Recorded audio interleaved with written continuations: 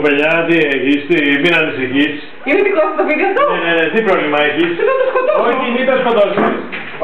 Όχι, είναι κάνει, μην το τραντίζεις. Μετά ποιος μας σώσει. Θα βγει ο Βόας, θα βγει και ο Κορδαλίας. Φοβάμαι τα φύγια, δεν μπορώ.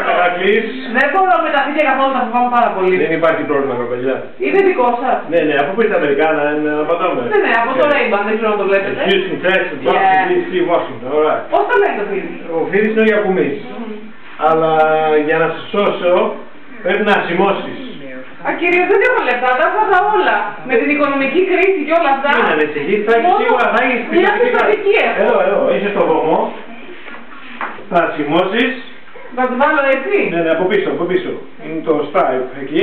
Βάλε και το pin σου. Ωραία. 50 ευρώ είναι. Ξέχασα να το πω. Ευχαριστώ πολύ. Έτσι, βάζω μαλλίδες, βάζω. Τι είναι αυτή αφήμωσα τώρα, τι θα γίνει? Θα σε σώσω από το φίδι. Γιατί το φίδι πρέπει να ξέρεις ότι πέρα από το δάγκωμά του έχει και κατάρα. Καταργέται τον κόσμο.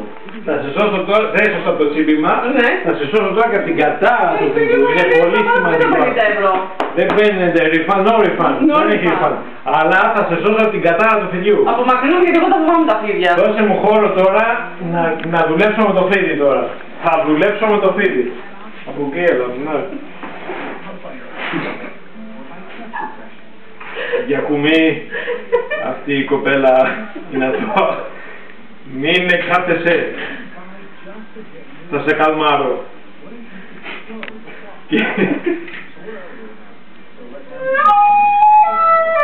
Όπα, κάτι Γιακουμή, τράκας.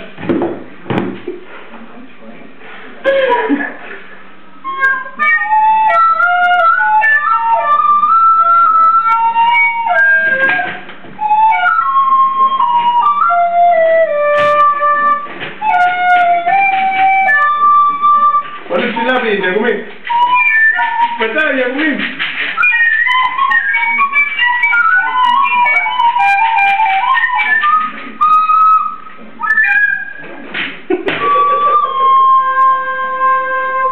Γιακουμή. Πέταξες, ήταν θαύμα. Θαύμα που πέταξε. Για μισό λεπτό ρε Γιακουμή. Δεν έχεις να πετάξει. Δηλαδή άμα σου παίξω αφρογέλα και πέταξες. Άμα σου παίξω και φυσαρμόνικα, τι θα κάνει, θα χορέψεις κιόλας. Για να σε βγάλω το κουλουδάκι.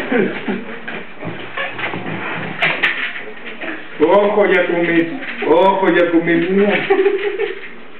Για να δω.